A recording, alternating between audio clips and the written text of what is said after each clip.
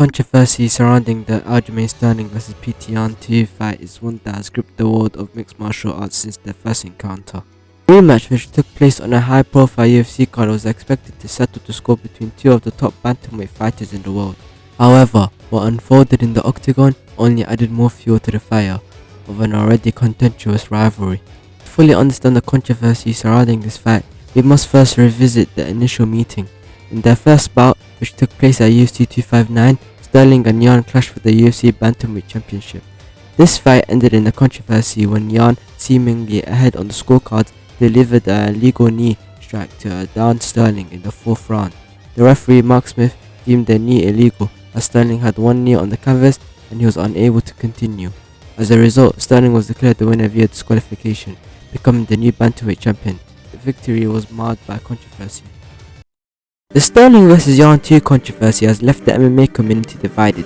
While some believe that the disqualification was the correct decision, others argue there is an unsatisfactory way to determine the champion. April 9th, 2022, UFC 273, Sterling vs Yan 2. Sterling got a split decision win against PT Yan in the rematch. While many fans think this was a robbery, Aljo has had some close decision wins which can be interpreted as bad fights by fans or critics. TJ Dillashaw was a former bantamweight champion returned to the octagon after a 2-year suspension for a doping violation. The controversy begins with Dillashaw's tainted legacy, having tested positive for the banned substance EPO in 2019. Questions surrounded him. People questioned his return as well, as people asked, will he be the same fighter without performance-enhancing drugs, or would he be able to reclaim the throne without the unfair advantage? As the two fighters entered the octagon, the tension was palpable. Sterling, hungry to prove himself as the true champion, faced an opponent with a cloud of suspicion over his head. The fight promised not only physical prowess, but a battle of narratives, a redemption story for Dillashaw, or a validation of Sterling's championship status. Unfortunately, his shoulder really messed up, as Dillashaw injured it while training for a title shot against Aljamain Sterling, and instead of pulling out of the fight, he decided to compete anyway. This resulted in a one-sided loss to Aljamain Funkmaster Sterling and a completely wrecked shoulder. Henry Cejudo, also known as Triple C, is a retired American mixed martial artist and former freestyle wrestler. Born on February 9, 1987, Cejudo gained widespread recognition for his impressive achievements in both wrestling and MMA.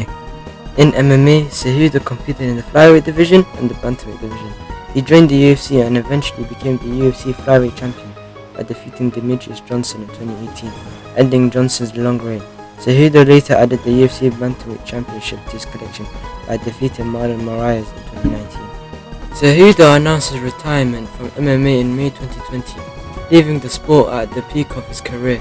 His impact on both wrestling and MMA solidified his legacy as one of the most accomplished combat sports athletes. After nearly 3 years, Cejudo came out of retirement to fight Aljamain Sterling on May 6, 2023 at UFC 288 for the UFC Bantamweight Championship. Henry Cejudo then lost to Aljo in a split decision win, which proves my point on why Aljamain Sterling is hated. Aljamain then lost to Sean O'Malley by KO, which ended his 4-win unbeaten run. But I'm not going to be talking about that in this video, as the main focus is why Aljamain is the most hated champion in the UFC. He gets close decision wins to people like Cejudo that took a 3-year layoff and managed to scrape off a win. That Pieta Yan fight, where Pieta illegally kneed him, and some people thought Aljo was faking it to get the belt. Number 3. His attitude. He chats a lot in press conferences but doesn't do that much in fights.